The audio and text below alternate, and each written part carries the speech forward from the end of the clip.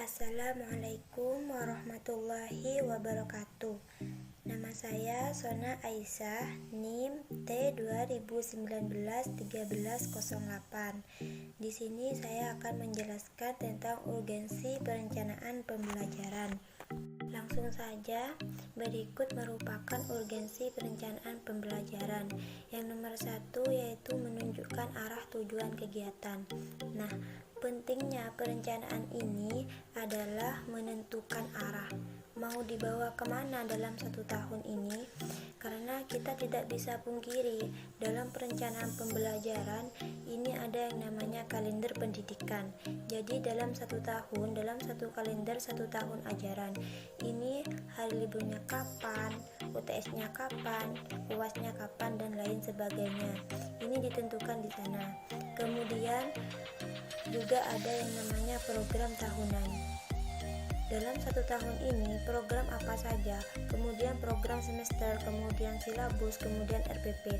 Kalau kita sudah mempunyai perangkat itu, maka arah kita untuk mengelola 1 tahun ajaran ini akan lebih mudah.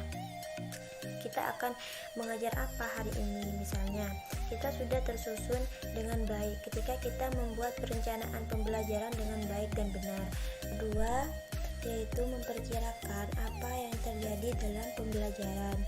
Jadi ketika kita merencanakan pembelajaran, itu sebenarnya kita sedang memperkirakan apa yang terjadi nanti dengan materi yang akan dibawakan, dengan kondisi siswa, kira-kira apa yang akan dirancang, seperti itu. Kemudian yang nomor 3 yaitu menentukan cara terbaik untuk mencapai tujuan pembelajaran. Dalam perencanaan, kita ketahui ketika perencanaan kemudian dilaksanakan, kemudian dievaluasi, maka ini bisa digunakan untuk kegiatan tahun depan. Menentukan cara terbaik, semisal tahun lalu saya menggunakan cara ini tetapi tidak maksimal, kurang maksimal, maka saya akan mencari cara yang lain. Jadi ini bisa ditentukan bagaimana caranya pembelajaran itu berjalan.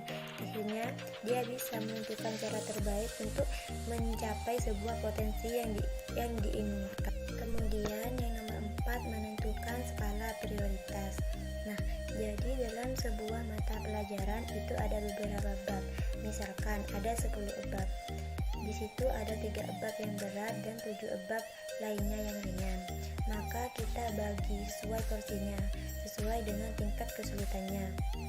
Jadi 7 bab yang lain mungkin hanya dilaksanakan 2 kali pertemuan, sedangkan 3 bab yang lain yang lebih sulit dan penting bisa dilaksanakan 3 atau 4 kali pertemuan per babnya. Nah, ini ditentukan di perencanaan pembelajaran. Kira-kira ini saya bisa berapa kali pertemuan. Nah, ini guru sudah menentukan dari awal sehingga nanti tidak ketinggalan atau kurang waktunya untuk menyampaikan, sedangkan ujian UTS, UAS itu sudah hampir mendekat. Kemudian yang terakhir yaitu menentukan standar untuk mengadakan evaluasi kinerja, sasaran, dan kegiatan usahanya. Nah, yang saya sampaikan tadi. Jadi fungsi atau pentingnya perencanaan pembelajaran ini adalah untuk mengevaluasi kinerja. Dengan adanya perencanaan kemudian dilaksanakan, kemudian dievaluasi, ternyata berjalan atau tidak, ada yang perlu direvisi atau tidak, ada yang perlu diperbarui atau tidak. Nah, ini juga salah satu pentingnya perencanaan pembelajaran. Untuk selanjutnya yaitu langkah-langkah perencanaan pembelajaran, yaitu ada 6. Yang pertama yaitu merumuskan tujuan khusus, yang nomor 2 memilih pengalaman belajar, dan yang ketiga menentukan kegiatan belajar mengajar, yang keempat bahan dan alat, dan yang nomor 5 ketersediaan fasilitas fisik, dan yang terakhir yaitu perencanaan, evaluasi, dan pengembangan. Sekian dari saya. Wassalamualaikum warahmatullahi wabarakatuh.